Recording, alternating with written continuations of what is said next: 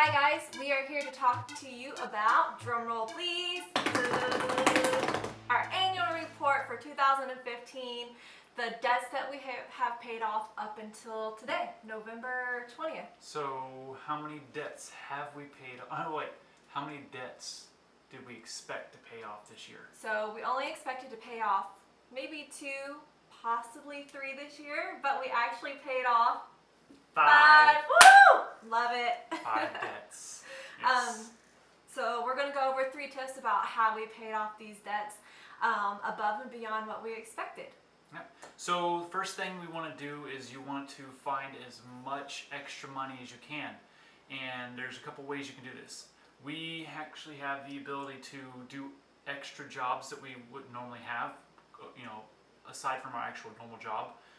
So we went around and we tried to find extra things we could do, and then Leanne called the cell phone company and had our phone decreased, a couple gigs here, things like that. And then we went around the house and found items that we really didn't want or need anymore, and they're still fairly decent condition, and Leanne had sold those.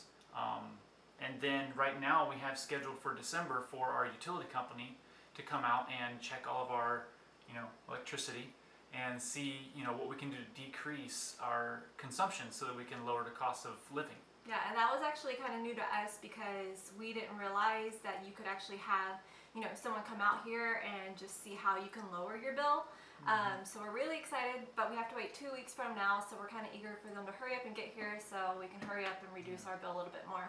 But yeah, so that's tip number 1. Yeah, so tip number 2 is one of the hard things to do. So what is our tip number 2? Learn to say no. Yes. Learn to say no to yourself, learn to say no to your partner, other people. Just learn to say no.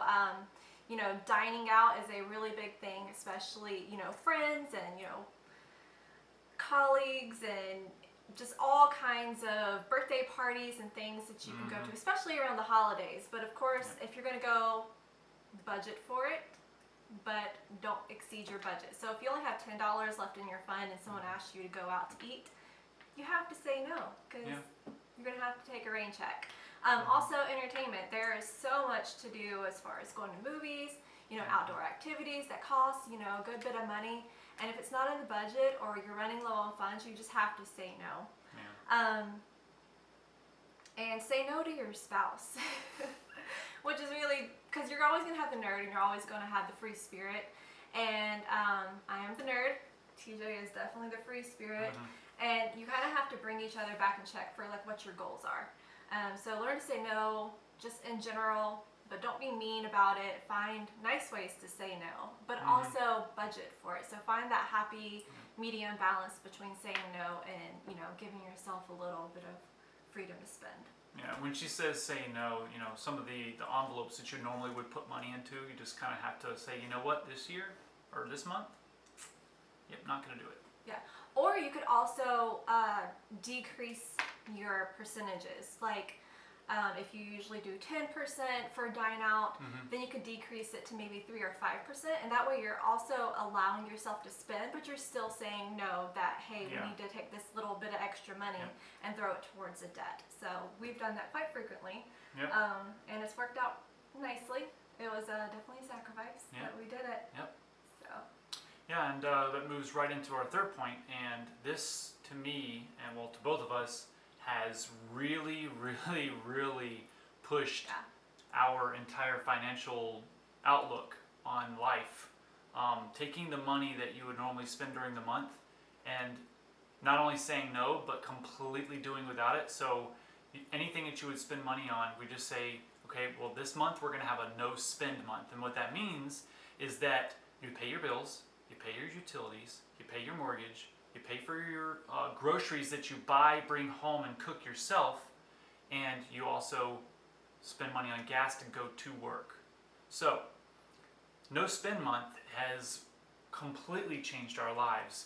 It took us from having a tiny snowball to having a massive snowball inside of a month, and what that does is, yes, you're not spending, but you're also creating excitement. The excitement that you create, like for us, we expected to pay off 2, possibly 3 debts this year, but because of our 3, we did 3 separate months throughout the year, so it's not so big, but we did 3 months of no spend. And when we did those 3 months, we started realizing, man, this accelerated our debt payoff. So we paid off a debt in February, we paid off a debt and then in July, and then in August, and then in October, and then just this month we paid off Leanne's student loan, which was, she got what, 7 years ago? I got it in 2008. 2008, Yeah. and it was just about to come up on, because she's still in college, she's about to graduate, yay. But it was my associate's degree from 2008 whenever I got it, and I graduated in 2010. Yeah. So, and then now I'm pursuing my bachelor's degree right now, and it was actually supposed to be accruing interest, January or February? Yeah, so the interest was about to kick in, and Yeah. we're like, you know what, we are paying interest on all the others, but this is about to come in. Why would we stack up extra interest on top of interest? And it was a pretty low bill too. Yeah, so we it went wasn't ahead and severe. just grabbed Yeah. it and said, you know what?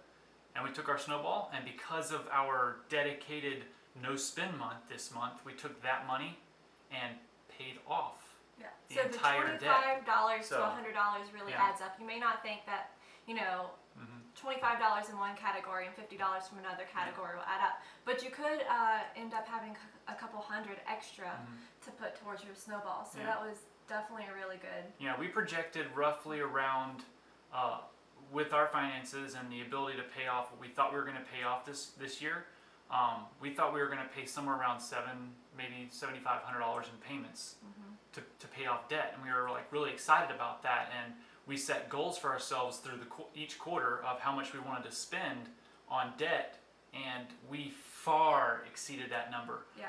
I think just in Snowball alone, just because of our no spend month and a couple of other things that we tried to help and chip into the Snowball, we paid off in our Snowball alone $4,000. That was really exciting. And then the normal monthly payments throughout the month, this year from January to this month's budget going into December, we have now paid off over $18,000 in debt. Yeah, that's pretty exciting. Isn't that exciting? And we only got a couple more to go, and then we get to have our fun little scream. Yeah. So that is our 3 tips about how to get out of debt faster and how to, increase your Snowball. And So you really just want to find extra cash, learn to say no, and then find time inside your months when you do your annual budget, because you need to budget for those times when you don't spend. The key to that one really is you want to spend on the months that not a whole lot's going on, or you don't want to spend on all of those months, so you want to set those months aside and say, you know what, these are the months that we're going to do no spend month. If you can throw an extra one in there, all you're going to do is better yourself.